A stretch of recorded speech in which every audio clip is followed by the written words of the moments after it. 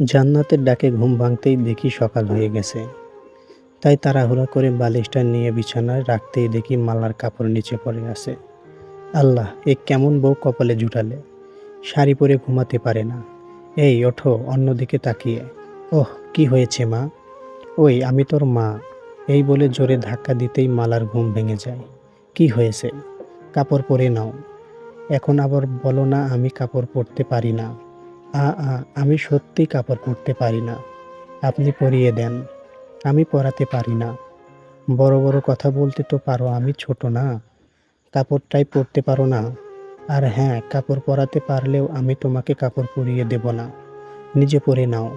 বাবা, ও বাবা, আপনার ছেলে আমাকে শাড়ি পরিয়ে দেয় না। ওই চুপ করবি তুই? চুপ কর। আ আ আমি বাবাকে বলবো তুমি রাতে শাড়ি টেনে হিঁচড়ে খুলে এখন পরিয়ে দিচ্ছ না। মেয়েটার কথা শুনে মনে হচ্ছে 7 আপকে বিষ ভেবে খেয়ে মরে যায়। হ্যালো গাইস, আসসালামু আলাইকুম। আমার ভিডিওটি যদি ভালো লাগে অবশ্যই চ্যানেলটি সাবস্ক্রাইব করে পাশে থাকা বেল আইকনটি প্রেস করবেন। তুমি মরার কথা বলো কেন? আমি তোমাকে ছাড়া বাঁচব না। প্লিজ মরার কথা বলো না। যেদিন কালেমা পড়েছি সেদিন থেকেই তোমাকে স্বামী বলে গ্রহণ করেছি। তোমার পায়ে যদি একটা কাঁটা ফুটে সেটা আমার কলিজাতে ফুটে। আমি কি করব? আমি শাড়ি পরতে পারি না। আচ্ছা, আমি পড়তেছি তাও। তুমি অলক্ষণে কথা মুখে এনো না। কথাটা করুণ সুরে বলল। মেয়েটার দিকে তাকাতেই বুকটা কেমন করে উঠল। পিচ্চিটা চোখে পানি টলমল করছে। তবুও নিজেকে সামলে নিয়ে বললাম, আচ্ছা মনে থাকে যেন, নিজের শাড়ি পরা শেখো। আচ্ছা আমি পড়তেছি। পিচ্চি মেয়েটা শাড়ি পরছে। এ কি, শাড়ি পরছে নাকি শরীরে কাপড় পেঁচাচ্ছে? নিজের অজান্তেই হেসে ফেললাম। আমি পড়তে পারি না। এভাবে হাসার কি হলো? কথাটা বলার সাথে সাথে শাড়িটা খুলে গেল। আমি অন্যদিকে তাকিয়ে বললাম, কি লজ্জা শরম কিছু মা বাবা শিক্ষা দেয়নি? আপনি কি কোরআন পড়তে জানেন না? পিচ্চি মেয়ের মুখে এমন কথা শুনে খানিকটা বিস্মত হলাম। কি বলছো এসব? শাড়ি পরার সাথে কোরআনের কি সম্পর্ক? আপনি কি জানেন না আল্লাহ তাআলা বলেছেন স্বামী স্ত্রী একে অন্যের পোশাক স্বরূপ। আমি ছোট মানুষ, শাড়ি পরতে পারি না। কোথায় আপনি পরিয়ে দেবেন তা না করে অন্যদিকে তাকিয়ে ফিরে আছেন। আমার শরীরের প্রতিটা অঙ্গ বৈধভাবে দেখতে পারবেন আপনি। এখানে অন্যদিকে ফিরে থাকায় কি আছে? দেন না আমাকে শাড়ি পরিয়ে। কাঁদো কাঁদো ভাব নিয়ে কথাটা বলল মালা। পিচ্চিটার কথা শুনে পিচ্চির দিকে তাকালাম। পিচ্চিটা লজ্জায় লাল হয়ে গেছে। চোখ বুজে আছে আবার খোলে।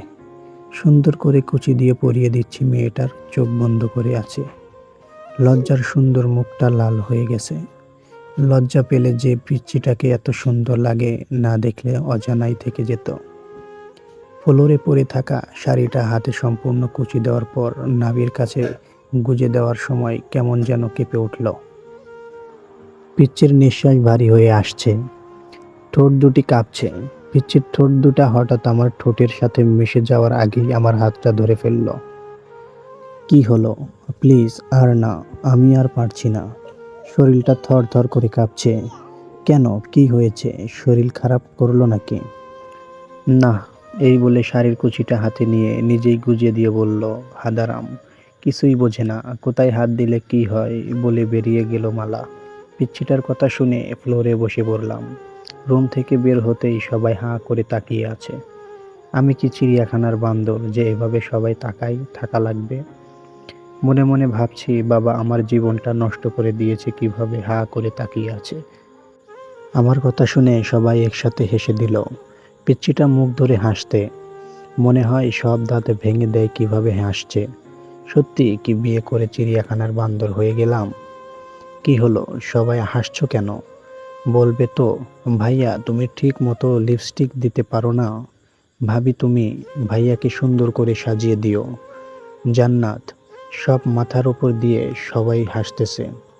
কেন হাসে তা তো একবার বলবে, বুঝতেছি না। ওই জান্নাত, ফাজলামি না করে বল কি হয়েছে? আমি কি বিয়ে করে বোকার মতো হয়ে গেলাম? তোরা যেভাবে হাসছিস মনে হচ্ছে আমি চিড়িয়াখানা থেকে বের হয়ে আসলাম।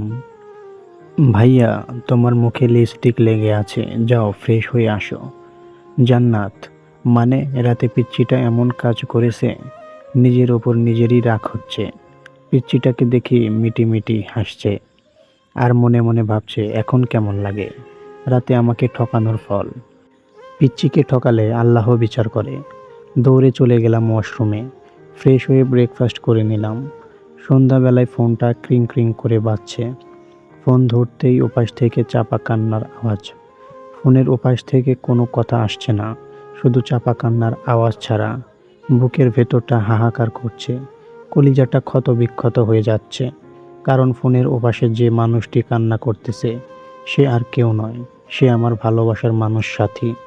নিজের অজান্তেই চোখ থেকে টুপটাপ করে পানি পড়ছে। প্রায় 5 মিনিট পর ওপাশ থেকে সাথী বলল, কি অপরাধ করেছিলাম, কেন করলে আমার সাথে এমন? আমি তো তোমার পায়ের নিচে এক টুকরো জায়গা চেয়েছিলাম, কিন্তু তুমি আমার কলিজাতে ছুরি চালিয়ে দিয়ে বিয়ে করে নিলে। 3 বছরের মেমোরিস কিভাবে ভুলবো? তাই সিদ্ধান্ত নিয়েছি সুইসাইড করব। যে জীবনে কি ভালোবাসা মানুষকে পাবো না, সে জীবন রেখে কি করব? সাথী সাথীর মুখে সুইসাইডের কথা শুনে থমকে গেলাম। মনে হচ্ছে কেউ যেন আমার বুক থেকে কলিজাটা বের করে নিচ্ছে। কি বলবো কিছু ভাবতে পারছি না। সাথীকে বললাম কিভাবে মালার সাথে বিয়ে হয়েছে আমার। সাথীকে বললাম ওই মেয়েকে কাবিনের 6 লক্ষ টাকা দিয়ে আগামী 6 মাসের মাঝেই ডিভোর্স দিয়ে দেব বলে সাথীকে একটা পাপ্পি দিয়ে ফোনটা রেখে দিলাম।